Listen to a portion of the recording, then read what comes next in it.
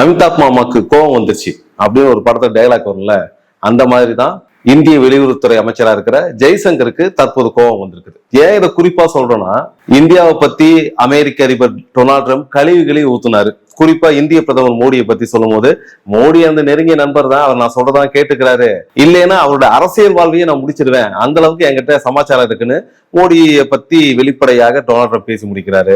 அதே போல இந்தியா மேல எண்ணற்ற வரிகள் 100%, 150% வரிகள் போடுறாரு. அதே போல அமெரிக்கால இருந்து விவசாய பொருட்கள் எல்லாம் இந்தியா வாங்கிக்கணும், அதே நேரத்தில் இந்தியால இருந்து வரக்கூடிய விவசாய பொருட்களுக்கு நாங்க வரி போடுவோம், அதை இந்தியா கட்டணுங்கிறப்ப அதுக்கும் ஒத்துக்கிறாங்க.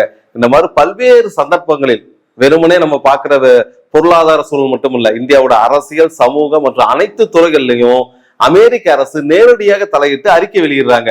இன்னும் சொல்ல போனா இந்தியா பாகிஸ்தான் கிட்ட சண்டையை நான் தான் நிறுத்தினேன், நான் சொன்னதுக்கு அப்புறம் 2 பேர் சண்டையை நிறுத்தினாங்கன்ட்டு டொனால்ட் ட்ரம்ப் கிட்டத்தட்ட 100 முறைக்கு மேல சொல்லியிருக்காரு. ஆனா அது எதுக்கும் இந்தியாவின் வெளியுறவுத்துறை அமைச்சரோ இல்ல உள்நாட்டுத்துறை அமைச்சரோ எந்த வாயும் திறந்தது கிடையாது. இன்னும் சொல்ல போனா மன் கி பாத்னு ஒரு நிகழ்ச்சியில மோடி தொடர்ச்சியா பேசிக்கிட்டே இருப்பார்ல, ஒரு 3 மணி நேரம் 4 மணி நேரம் ரேடியோ அலர் விடுவார்ல, அப்படியாப்பட்ட மோடி கூட டொனால்ட் ட்ரம்ப் வச்ச விமர்சனங்கள், கேலி, கிண்டல், எகத்தாளம் எதற்குமே பதிலளிக்காம இந்த கையை கட்டிக்கிட்டு நவுத்து சிரிப்பு சிரிக்கிற மாதிரி எல்லா இடத்தையும் ஓடிக்கிட்டே இருந்தாங்க.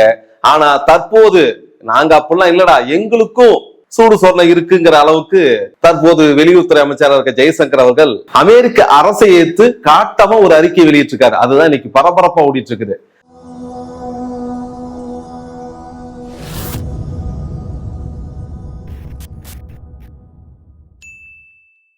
அமெரிக்காவில் ஒரு அரசு துறை இருக்கு. அந்த அரசு துறைக்கு பேர் United states commission on international religious freedom. சர்வதேச அளவுல மத சுதந்திரத்தை பத்தி கண்காணிக்கிறதுக்கான அமெரிக்க அமைப்பு. அந்த அமைப்பு அரசு சார்புடையது, அரசு தான் நிர்வகிக்குது. இந்த அமைப்பு கிட்டத்தட்ட 1998ஆம் ஆண்டு அமெரிக்கால உருவாக்கப்பட்டது.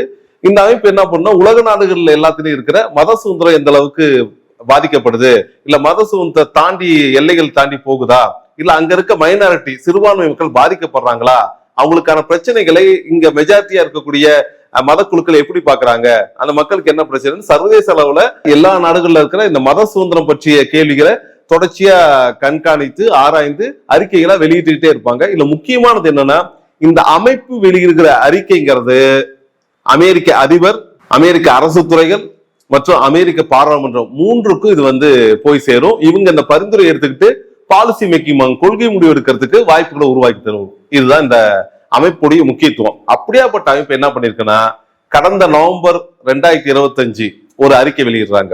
அந்த அறிக்கை தெளிவாக இந்தியாவை பற்றியது. இந்தியாவில் நிலவக்கூடிய அரசியல் சமூக சூழலை பத்தி அந்த அறிக்கை அப்பட்டமாக எடுத்து வச்சிருக்கு. அந்த அறிக்கையில எனக்கு தெரிஞ்ச அளவுக்கு எந்த பொய்யும் இல்லை. அந்த அறிக்கை தெளிவா என்ன வரையிருக்குதுன்னா, 2014ஆம் ஆண்டு இந்தியாவில் மோடி தலைமையிலான பாரதிய ஜனதா கட்சி ஆட்சி பீடத்தில் ஏறியதிலிருந்து இன்றைய நாள் வரை இந்தியாவில் இருக்கிற மத சிறுபான்மையினர், இந்து மெஜாரிட்டி விட்டுருவோம், மீதி இருக்கிற இஸ்லாமியர்கள், கிறிஸ்துவர்கள், பார்சிகள், புத்த மதத்தினர் அனைவர் மீதும் இந்த அரசு, யாரு மோடி தலைமையிலான அரசு கடுமையான துவேஷத்துடன் நடந்து கொள்கிறது. இயற்றக்கூடிய சட்டங்கள், நேஷனல் சிட்டிசன் சார்ட்டர் இல்ல சிஏஏ, இப்படிப்பட்ட சட்டங்கள் எல்லாம் மைனாரிட்டிகளை இந்த அரசிலிருந்து விலக்கி வைப்பதற்காக உருவாக்கப்பட்டிருக்கு. அதன் தொடர்பாக நமக்கு தெரியும், 2019ஆம் ஆண்டு அந்த சிஏ சட்டம் அமல்படுத்தப்பட்டது. அது தொடர்ச்சியா போராட்டம். அந்த போராட்டத்தில் ஈடுபட்ட 26க்கும் மேற்பட்டவர்கள் கைது செய்யப்பட்டு இன்றளவும் அதில் பல பேர் சிறையில் தான் இருக்காங்க. அவங்களுக்கு பெயில் கூட கொடுக்கல. இதுவரைக்கும் கைது செய்யப்பட்டு 6 ஆண்டு கடந்த பின்பும் 7ஆவது ஆண்டு ஓடிட்டு இருக்கு, அவங்களுக்கு பெயில் கூட கொடுக்கல. இதை அந்த அறிக்கை சுட்டி காட்டி இருக்குது.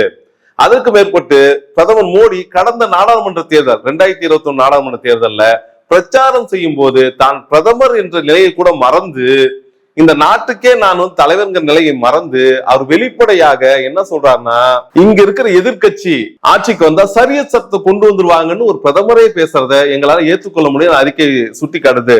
அது குறிப்பா என்ன சொல்றா, வெறும் பிரதமர் மட்டும் இல்ல, அவர் அமைச்சரவையில முக்கியமா இருக்கிற அமித்ஷா அவர்கள் மைனாரிட்டிக்கு எதிராக பேசியிருக்கிறாரு, பல்வேறு பதிவாயிருக்கு.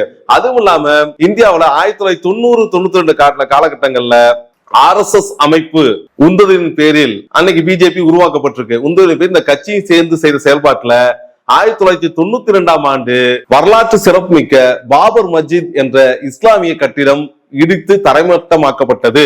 இது இந்திய அரசியலமைப்பு சட்டத்தின்படி மாபெரும் தவறு. ஆனால் அந்த தவறுக்கு முறையான நிவாரணம் கூட கிடைக்காமல் அந்த இடத்தில் ராமர் கோவிலை கட்டி அதை ஒரு இந்திய பிரதமரே திறந்து வைத்தது என்பது அரசியல் சட்டத்துக்கு முரணாக இருக்கு. இந்திய அரசியல் சட்டத்துக்கு முரணா இருக்கு. அந்த வகையில இந்த பிஜேபி அரசுங்கிறது இந்திய அரசமைப்பு சட்டத்தை கேள்விக்குள்ளாக்குது அப்படின்னு ஒரு பகுதி. அதை தாண்டி அடுத்து அது அங்க மட்டும் கிடையாது, வெறும் இந்தியாவில மட்டும் இல்லாம வெளிநாடுகள்ல கூட இந்த RSS அமைப்பு அதனுடைய சகாக்களை வச்சு பல்வேறு இடங்கள்ல ஹிந்து தீவிரவாதத்தன்மையை ஊக்குவித்துக் கொண்டிருக்கிறது. இதை ரொம்ப குறிப்பா சொன்னா இந்தியாவுடைய உளவுத்துறை அமைப்பான ரிசர்ச் அண்ட் அனலைசிங் அப்படிங்கிற ரா உளவுத்துறை அமைப்பு கனடா மற்றும் அமெரிக்காவில் செயல்பட்டு கொண்டிருக்கிற சீக்கிய சிறுபான்மை குழுக்களுக்கு எதிராக கடுமையான வன்முறை கட்டவிழ்த்து விட்டுருக்கு. அதுல நியூயார்க்ல ஒரு சீக்கிய மத குரு சுட்டுக் கொல்லப்பட்ட இப்படியாப்பட்ட நிகழ்வுக்கு பின்னால ரா இருக்கிறத அறிக்கை அமலப்படுத்தி இருக்குது. அதனால வெறும் RSS அமைப்பு மட்டும் இல்லாம அதோட சேர்ந்து அரசு அமைப்பா இருக்கிற ரா அமைப்பு சேர்ந்து செயல்படுறது மிக மோசமான விளைவை ஏற்படுத்துது. இன்னும் சொல்ல போனா மணிப்பூர்ல நிக்கிற கலவரம், அசாம்ல நடந்த கலவரம், இது அனைத்துக்கு பின்னாலையும் RSS சங் பரிவார் அமைப்பு இருக்குது. RSSங்கிறது ஒரு அமைப்பு கிடையாது, அது கீழே பல்லாயிரக்கணக்கான அமைப்புகள் இருந்து சங் பரிவார் பெயர் சொல்லப்படுது. இந்த அமைப்புக்குன்னு முறையான எந்த பதிவும் கிடையாது. இவங்க சொத்து விவரம் என்ன, இதோட உறுப்பினர் யாரு அப்படிங்கிற எந்த தகவலும் இல்லாத அந்த அமைப்பு தான் இன்னைக்கு பிஜேபி இயக்கிட்டு இருக்குது. இது ஜனநாயகத்துக்கு மிக மோசமான போக்கு அப்படிங்கிறதையும் இந்த அறிக்கை தெளிவா சுட்டிக்காட்டிருக்கு. இதெல்லாம் அந்த அறிக்கையில பல்வேறு சமூகங்கள் சொல்றாங்க. 2014 அப்புறம் இந்தியாவில் ஏற்பட்ட சிறுபான்மையினர் தாக்குதல், பசுக்களை இஸ்லாமியர்கள் கொள்கிறார்கள், பசுவதை சட்டத்துக்கு எதிராக அவங்க போறாங்கன்னு சொல்லி பல்வேறு இடங்களில் பொய் பரப்புரை மேற்கொண்டு கிட்டத்தட்ட 16க்கும் மேற்பட்ட இஸ்லாமிய முதியவர்கள் மற்றும் இளைஞர்கள் அடித்து கொலை செய்யப்பட்டிருக்காங்க. ஒரு கும்பல் வன்முறைக்கான இயக்கத்தை தான் இந்த RSS உருவாக்கி இருக்கு. இந்த சங் பரிவார்கள் தான் இது அத்தனை இடத்துலயும் நேரடியாக செஞ்சிருக்காங்க. மறுபுறம் பாத்தீங்கன்னா சிறுபான்மையா இருக்க கிறிஸ்துவருடைய தேவாலயம் தாக்கப்படுது, பாதிரியார்களை கட்டி வச்சு அவங்க வாயில சாணித்து இருக்கிற அளவுக்கு சம்பவம் நடந்திருக்கு. ஆனா இந்த அரசு மென்மையாக அமைதியாக இருக்கிறது. குஜராத் கலவரம் நடைபெற்ற 2002ஆம் ஆண்டே அன்றைய குஜராத் முதல்வர் நரேந்திர மோடி மீது அமெரிக்க அரசு மிக கடுமையான கண்டனம் தெரிவிச்சிருந்தது. அதை ஒட்டி அதன் பிறகு மோடி அவர்கள் 2014 வரை அவர் பிரதமராகிற வரைக்கும் அமெரிக்காக்குள்ள நுழைய கூட அவருக்கு அனுமதி இல்லை. ஆனா கால சூழல் 2014 அவர் பிரதமர் ஆனதுக்கு அப்புறம் தான் அமெரிக்க அரசு அவரை அமெரிக்காக்குள்ள வரதுக்கு அனுமதிச்சது. அப்படி வந்த பிரதமர் மோடி அவர்கள் தொடர்ச்சியாக அமெரிக்காவுக்கு உயர் அதிகாரிகள் சந்திச்சு, அது இல்லாம RSS பிரமுகர்களை கூட்டி வந்து இங்க அமெரிக்காலையும் அந்த RSS அமைப்பு கிளைகள் பரப்பி வளர்ந்திருக்கு. ஆகவே இந்த ரிப்போர்ட் கடைசியா என்ன சொல்வதுன்னா, இந்த இதெல்லாம் குற்றச்சாட்டுகள். இந்தியாவில சிறுபான்மை உரிமை மறுக்கப்படுது, சிறுபான்மை மீது தாக்குதல் நடத்தப்படுகிறது. 2014ஆம் ஆண்டு பொறுப்பேற்ற பிஜேபி அரசாங்கம் RSS உடைய ஹிந்து ராஷ்டிரா கொள்கையை ஏற்றுக்கொண்டு அதன்படிதான் செயல்படுது. அது இந்திய அரசியலமைப்பில் இருக்க செக்குலரிசம், மதசார்பின்மை அப்படிங்கிற கான்ஸ்டிடியூஷனுக்கு எதிரானது. அதனால இந்த அரசு மக்களாட்சிக்கு எதிராக செயல்பட்டு இருக்குன்னு இந்த குற்றச்சாட்டுலாம் அடிக்கிட்டாங்க. அது குறிப்பா பிரதமர் மோடி, அமித்ஷா அவர்கள் செயல்படக்கூடிய விதங்கிறது முழுக்க முழுக்க ஹிந்து ஆதிக்கவாதத்தை நிலைநாட்டுவதாக இருக்குது. இன்னும் கூடுதல் என்னாச்சுன்னா, அந்த மதமாற்ற தடை சட்டம் ஒண்ணு இந்த அரசு ரொம்ப தீவிரமா அவங்க ஆளுகிற மாநிலங்கள்ல கொண்டு வந்துட்டு இருக்காங்க. ஏன்னா இன்றைய சூழல்ல இந்தியாவில இருக்க மாநிலங்கள்ல கிட்டத்தட்ட 18 மாநிலங்கள்ல நேரடியாக பிஜேபி ஆட்சி நடக்குது.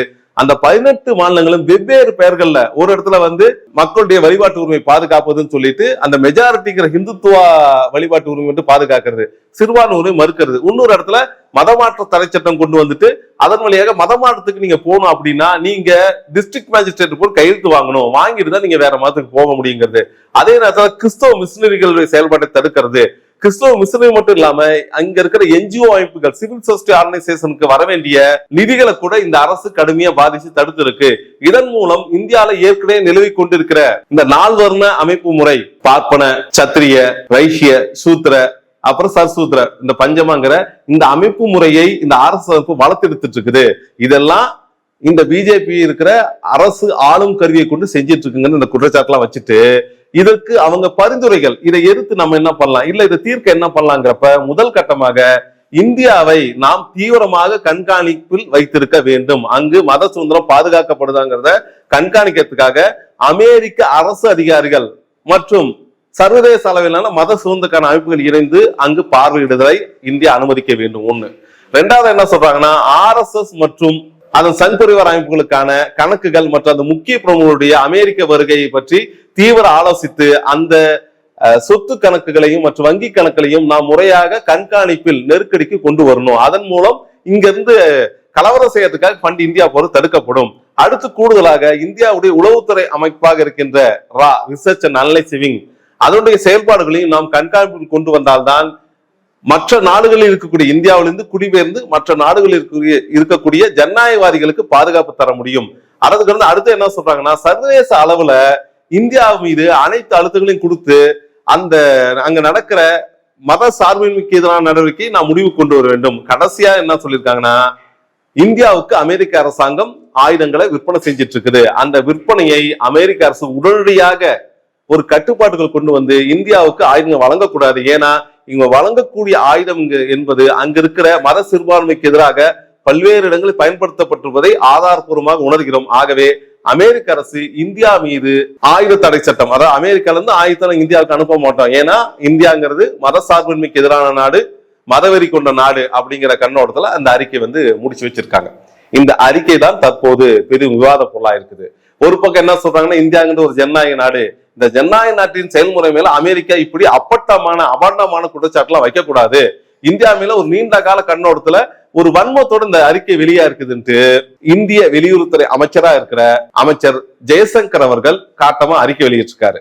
நமக்கு என்ன கேள்வினா, இந்தியாவை பத்தி அமெரிக்க அதிகாரிகளாகட்டும், அமெரிக்க செனட்டர்ல இருந்து அத்தனை பேரும் கடந்த ஒரு 5-6 வருடமா மிக கேவலமான விமர்சனம் வச்சிருக்காங்க. இந்தியா எங்களை நம்பிதான் இருக்குது, இந்தியா மேல நாங்க எவ்வளவு வரி போட்டாலும் தாங்குவாங்க. அதே போல அமெரிக்க அதிபர் ட்ரம்ப் என்ன சொன்னார்னா, நான் சொல்றபடி கேட்கறதுனால பிரதமர் மோடி இந்தியால இன்னும் பதவியில இருக்காரு, இல்லைன்னா அவர் அரசியல் வாழ்க்கையை நான் முடிவு கொண்டு வந்துருவேன், அவ்வளவு என்கிட்ட இருக்கு. அதே போல அமெரிக்காவோட வெளியுறவுத்துறை அமைச்சர் என்ன சொன்னார்னா, இந்தியா பாகிஸ்தான் போறப்ப எங்களுடைய சொல்லின்படிதான் பாகிஸ்தான் அந்த தீவிரத்தை குறைச்சது, இல்லைன்னா இந்தியாவுக்கு பாதிப்பு அதிகமா இருக்கும். இப்படி பல்வேறு காலகட்டங்களில் இந்தியா மீதும் இந்தியர்கள் மீது இந்திய அரசு, இறையாண்மை மிக்க இந்திய அரசு மீது அமெரிக்க அரசு அதிகாரிகள், அமெரிக்க அதிபர், அமெரிக்க அமைச்சர்கள் அவதூறுகளையும் கண்டனங்களையும் அதே போல கொள்கை முடிவுகளையும் திணித்திருக்காங்க. இப்படி எது நடந்த போதும் இங்க இருந்த அரசு, இந்த பிரதமர் மோடி இல்ல உள்துறை அமைச்சர் வெளியுறவுத்துறை அமைச்சர் எல்லாம் அமைதி காத்து பல்லழிச்சுட்டு போயிட்டு வந்துகிட்டே இருந்தாங்க. ஆனா தற்போது இந்த அமெரிக்க அரசு சொல்லியிருக்கிற குற்றச்சாட்டுல மிக சிக்கலானது என்னன்னா, அவங்க இந்திய பிரதமர் மோடியை திட்டிருந்தா கூட கம்முன்னு இருந்திருப்போம், அவங்க இந்திய மக்களை திட்டிருந்தாலும் நாங்க கம்முன்னு இருந்திருப்போம், இந்திய விவசாயிகளுடைய குறவழியை நெரிச்சிருந்தாலும் கம்முன்னு இருந்திருப்போம். ஆனா அவங்க எதை பத்தி பேசிட்டாங்க, RSS அமைப்பு பத்தி பேசிட்டாங்க. இந்த ராஷ்டிரிய சுயம் சேவக் அமைப்புல இருந்துதான் இன்றைக்கு உருவாயிருக்க பாஜக சங் பரிவார் அமைப்புகள் உயிரோட உலாவிட்டு இருக்கு. அப்படிப்பட்ட இந்த தாய்மொழி மீது கை வைக்கிற மாதிரி இந்த ராஷ்டிரிய சுயம் சேவக்குடைய உண்மை முகத்தை அமெரிக்க அறிக்கை வெளிப்படுத்திருச்சு. அந்த அவசரத்துலதான் உடனடியாக, ஏன்னா அந்த அறிக்கை வெளிவந்து 1 மாதம் தாண்டிடுச்சு, அந்த கோரிக்கைகள் செயல்படுத்தப்படுமா இல்லைங்கிற விவாதத்துக்கு அமெரிக்க செனட் போயிடுச்சு. இந்த சூழல் தான் வெளியுறவுத்துறை அமைச்சர் மிக பதற்றத்தோடு, இந்த படத்துல வரும்ல எவ்வளவு அடிச்சாலும் ஒண்ணுமே கவலைப்படாது, திடீர்னு டக்குன்னு டேய் இதுக்கு மேல அடிச்சீங்கன்னா அவ்வளவுதான், அமிதாப் மாமா கோவம் வந்துடணும்னு ஒரு சீன் வரல, அந்த மாதிரி டக்குன்னு RSS பேரை கேட்டோன்னுதான் இங்க இருக்க வெளியுறவுத்துறை அமைச்சர் ஜெய்சங்கருக்கும் வெளியுறவுத்துறை அதிகாரிகளுக்கும் டக்குன்னு ஐயோ இது என்னடா நம்ம அடிமல்ல கை வச்சிட்டாங்கன்ட்டு இந்த சூடான அறிக்கைக்கு வெளிவந்திருக்காங்க. இது எப்படி இருந்தாலும் நமது பார்வைங்கிறது ஒண்ணுதான். என்ன சொல்றோம்னா, அமெரிக்க அரசு கொடுத்த அறிக்கைகள் தவறாக இருந்தால் அதை குறித்து நீங்க கண்டனம் தெரிவிக்கலாம், இல்ல அவங்க அறிக்கை இருக்கிற இந்த குற்றப்பட்டியல் தேதி வாரியா போட்டிருக்காங்க, தேதி வாரியா கலவரம் எங்க நினைச்சு எத்தனை பேர் கொல்லப்பட்டாங்க, யாரு சீரகம் போட்டிருக்காங்களே, இதெல்லாம் தவறான தகவல் தான் மறுக்கலாம். ஆனால் அமெரிக்க அரசு அந்த அளித்த அறிக்கையில் இருக்கிற உண்மைகளை தவிர்த்து விட்டு அது RSS அமைப்பை கண்காணிக்கிறத வலியுறுத்துறதுனாலேயே அந்த அறிக்கையை இந்திய அரசுங்கிறது நாடாளுமன்றம் தான் தீர்மானிக்கிற சக்தி, ஆனா நாடாளுமன்றத்துல கூட இதை பத்தி விவாதிக்காம நேரடியா வெளியுறவுத்துறை அமைச்சர் முந்திக்கிட்டு RSS அமைப்பு அப்படிலாம் கிடையாது, அது ஒரு நல்ல அமைப்பு அப்படின்னு சொல்லியிருக்கிறது இந்திய அரசமைப்பு சட்டத்துக்கு எதிரானது. ஏனென்றால் இன்று வரை இந்தியாவில் இயங்கிக் கொண்டிருக்கிற மிக தீவிரவாத அமைப்பாக RSS அமைப்பு அறியப்படுகிறது. ஏனென்றால் காந்தி படுகொலையிலிருந்து அதற்கு பின் நடந்த கலவரம், அதன் தொடர்ச்சியாக பாபர் மசூதி இடிப்பு, அதன் பிறகு குஜராத் கலவரம், இது அத்தனையிலையும் தொடர்புடைய ஒரே அமைப்பு RSS சங் பரிவார் அமைப்புகள் தான். அப்படிப்பட்ட அமைப்பு இதுவரை அதனுடைய பெயர் கூட முறையாக பதிவு செய்யப்படவில்லை. ஏன்னா இந்தியாவில எந்த ஒரு கட்சி எந்த ஒரு அமைப்பு நீங்க ஆரம்பிச்சாலும் அதை பதிவு பண்ணணும். அது சொசைட்டி ஆக்டா இருக்கலாம், இல்ல பார்ட்டி ஆக்டா இருக்கலாம், இல்ல கோஆபரேட்டிவ் ஆக்ட் இருக்கலாம், இப்படி ஏதோ ஒரு சட்டத்தின் கீழ பதிவு செய்யப்படணும். அப்படி இந்த அரசு அமைப்பு பதிவு செய்யப்பட்டதானா இது வரைக்கும் தகவல் இல்லை. அதே போல அந்த அமைப்புல யாரெல்லாம் உறுப்பினர் இருக்கா, யாரு தலைவர், யாரு செயலாளர், ஒவ்வொரு மாவட்டத்துக்கும் உறுப்பினர் எவ்வளவு அப்படிங்கிற தகவலை அரசுக்கு கொடுக்கணும். ஆனா இது வரைக்கும் RSS அமைப்பிட்ட அப்படி அதிகாரப்பூர்வ தகவல் எதுவும் இல்லைன்னு அவங்க சொல்லிட்டு இருக்காங்க.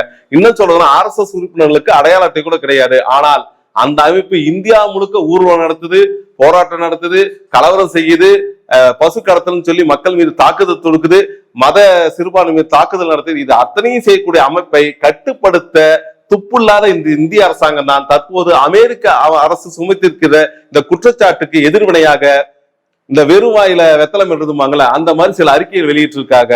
எது எப்படி இருந்தாலும் நமக்கு முன்னே தெரியும், எப்படி இவங்க பேசினாலுமே அமெரிக்க அரசு என்ன சொல்ல போதோ அதை செய்யறதுக்கு தான் மோடி தயாரா இருப்பா. ஏன்னா மோடிக்கு 2 சிக்கல் இருக்கு. ஒன்னு எப்ஸ்டீன் ஃபைல், ஒன்னு அதானி ஃபைல். இந்த 2 ஃபைலும் வெளியே வராம இருக்கும்னா அமெரிக்கா சொல்றதை இந்தியா கேட்டுதான் ஆகணும். இது எப்படி போகுதுங்கிறத நம்ம வருங்காலத்துல பார்க்கலாம்.